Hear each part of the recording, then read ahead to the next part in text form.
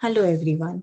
I am Chanchal Agrawal, co-author along with Dr. Roshan Peiris, and I'll be presenting a paper titled I See What You Are Seeing, a literature review of eye tracking research and communication of deaf or hard of hearing users. In this paper, we provide a literature survey based on the previous studies which focus on the gaze behavior of deaf or hard of hearing individuals and discuss several overarching research categories that are based on visual and textual media. We further discuss the context of the research and key research direction for the future.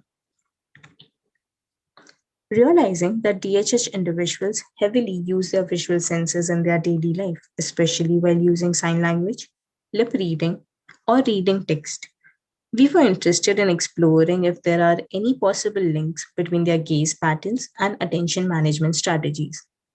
To do so, we performed a qualitative research strategy centered around thematic analysis to analyze our data.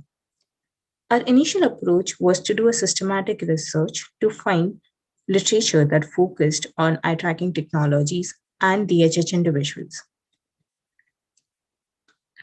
During our research, we found that eye tracking gained popularity starting from 1990s and shows promising contribution in the accessibility domain till today. We in total found 55 literature articles that fit our area of interest. The bar graph shows that there was an upward trend of research works published in this area from the early 1990s to 2015, followed by a slight decline in the recent years. To further simplify our data, we divide it into two main themes: communication mode and context. The communication mode is further divided in visual communication and text based communication.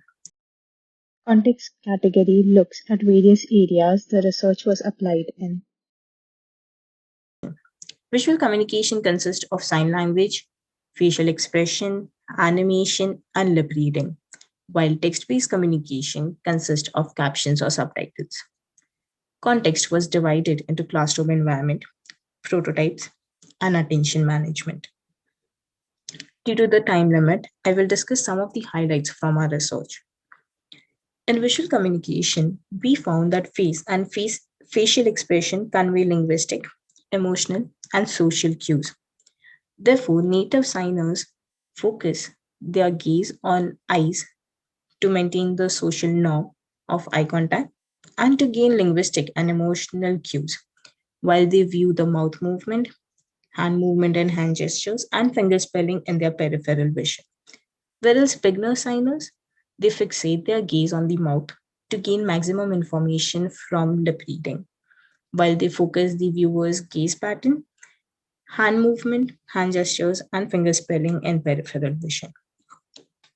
In textual communication, we found that return language is a relationship between orthography, a return symbol, phonemes, that is sound, and meaning, as DHH users have limited to no access to phonology.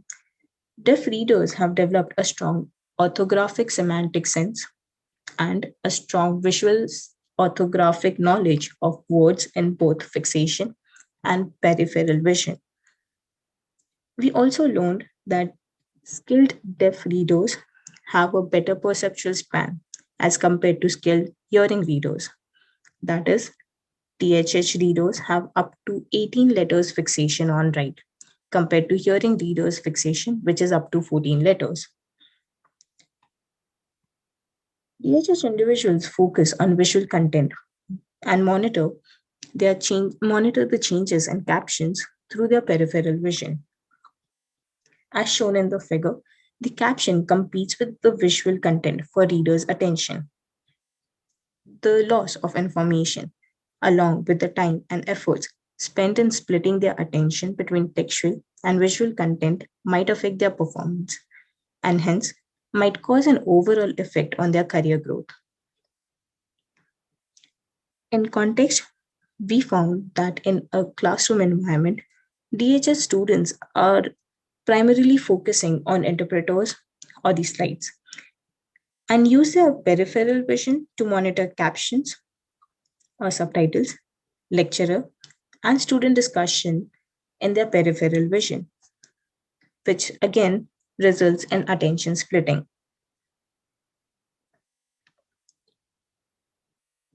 For some of the future discussions, we realize that we can compress the sign language videos during remote learning to save data usage.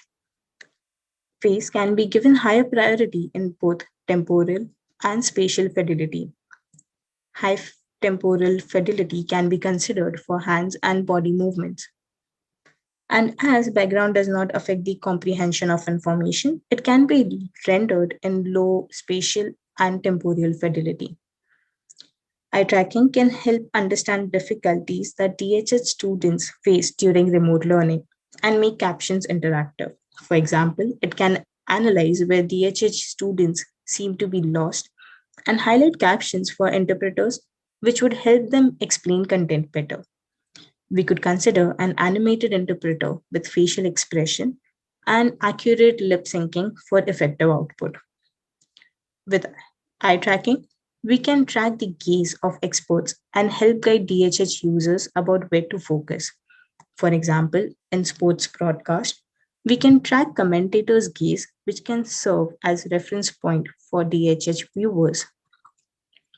These findings collectively help us understand how DHH individuals have adapted their attention management strategies to thrive in current world and help us understand future research direction to design technologies to make them accessible for deaf or hard of hearing individuals.